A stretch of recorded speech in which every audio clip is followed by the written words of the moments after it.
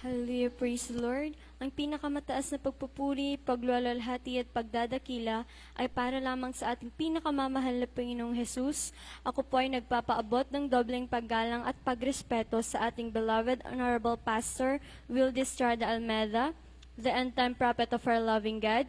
At sa patuloy po nating inaalala at sinasariwa ang mga ginintoang turo at aral ng ating beloved Honorable Assistant Pastor Lina Coman Almeda, our beloved Mama Dear, at sa kanilang beloved children.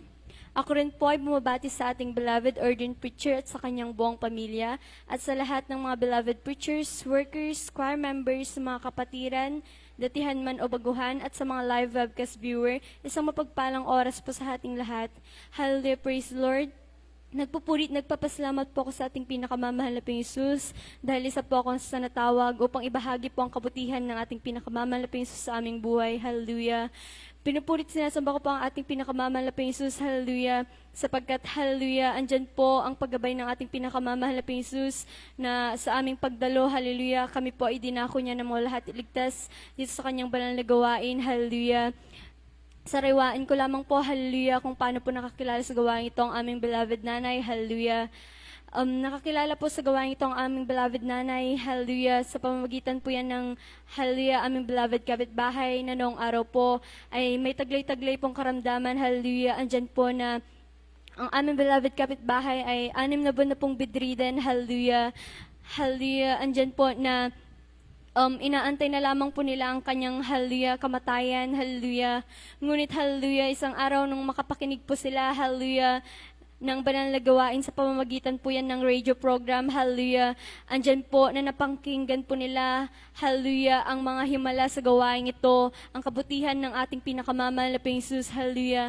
Andyan po na nagkaroon po sila ng pananampalataya ng aming beloved kapitbahay, ay gagaling po sa kanyang karamdaman, hallelujah. Andyan po na nagpabautismo po sila sa tubig, hallelujah. At tunay nga po, nang mabautismohan po sa tubig ang aming beloved kapitbahay, ay instant po siyang pinalakad ng ating pinakamamahal na Panginoong Jesus, hallelujah.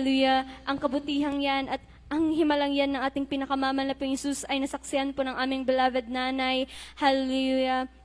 At maging siya rin po ay nagpabautismo, hallelujah. At tunay po, hallelujah, magmula po nung siya'y mabautismohan, hallelujah, sa tubig, sa hallelujah, banal na pangalan nating pinakamamahal na Panginoong Jesus.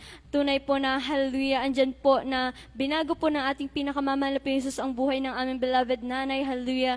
Andyan po na tinanggal po ng ating pinakamamahal na Panginoong Jesus ang mga bisyopong taglay-taglay ng aming beloved nanay nung hindi pa po siya nakakilala sa banal na gawain, hallelujah. At tunay po, hallelujah, na andyan po na naglingkod po ang aming beloved nanay, hallelujah. Andyan po na pinakita po ng mahal na Panginoon, hallelujah, ang kanyang kabutihan sa aming beloved nanay na siyang pinanghawakan ng aming beloved nanay na magpatuloy sa paglilingkod. Bagamat andyan po, hallelujah, ang mga hallelujah, ang mga problema, hallelujah, andyan ang mga hadlang, hallelujah, na noong araw, hallelujah, maging kami rin po, bagamat andyan po na ibinabahagi po ng aming beloved nanay, hallelujah, ang mga himala ng ating pinakamamahal na Panginoon sa gawaang ito, hallelujah. Andyan din po na minsan kapag nagkakasakit kami, andyan po na hallelujah, andyan po ang aming beloved nanay na nag-aayuno po, hallelujah, andyan po na, hallelujah, inililihan po niya kami, hallelujah. Ngunit nung mga panahong iyon, hallelujah, hindi po yun naging sapat upang maglingkod kami sa ating pinakamamahal na Panginoong Jesus.